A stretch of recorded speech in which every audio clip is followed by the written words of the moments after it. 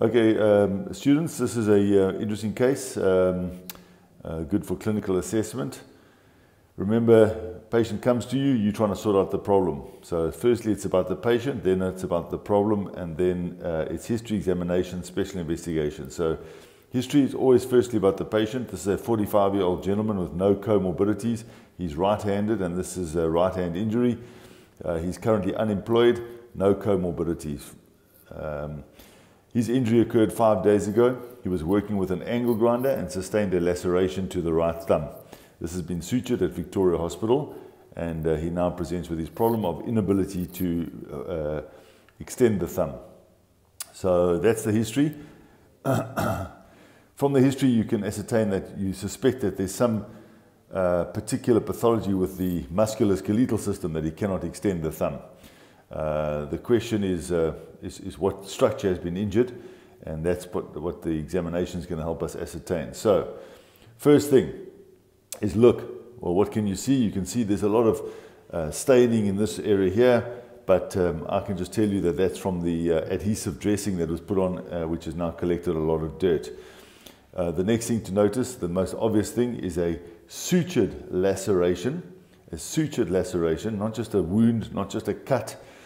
You must use the correct terminology. That's a sutured laceration, and you must describe exactly where it is and what shape it is. So it's a transverse laceration which has been sutured over the dorsal aspect of the right thumb, just proximal to the interphalangeal joint. It's approximately 2 centimeters in length, and there are no signs of any infection. So that's on observation. The other thing on observation is the fact that there is a classic slightly flexed posture to the thumb. He does not assume a normal hyperextended or extended position.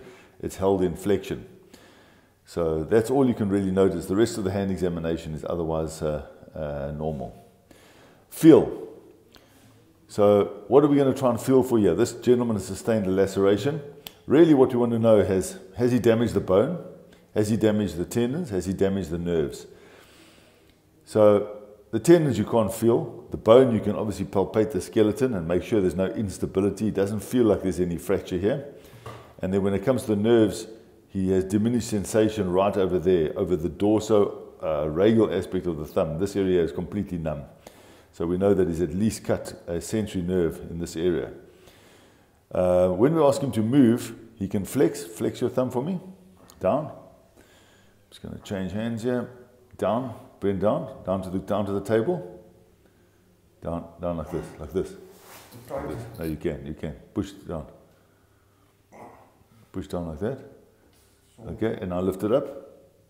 You see, you can't lift it up, but I can lift it up for him. So you can see he does not have a fixed flexion deformity. That's an extensor lag. In other words, the extensor tendon is not pulling it up, but there's no contracture, no fixed flexion deformity. I let go, and it droops down again. From this position, bend down to the rest of your hand. His flexor tendon is working. He can pull hard against me. Okay. So sometimes I've discussed this with the students, and I say, "What's the problem?" And they say, "Well, this might be a radial nerve injury." Well, clearly it's not. Even though he does have diminished sensation in the radial nerve area, the problem is the radial nerve supplies the muscles way up here in the forearm. This is exceptionally unlikely to be a radial nerve injury because it's only one tendon, and there is evidence of an injury very distal. So this is clearly an injury to the extensor tendon. The extensor tendon, which runs dorsally, extensor pollicis longus, and extends the interphalangeal joint of the thumb. So that's what's happened here. He's had a injury to the extensor tendon, courtesy of a angle grinder, and this now needs to be surgically repaired and held in the extended position after repair for a period of 3 weeks, and then we'll start rehabilitating him with physiotherapy.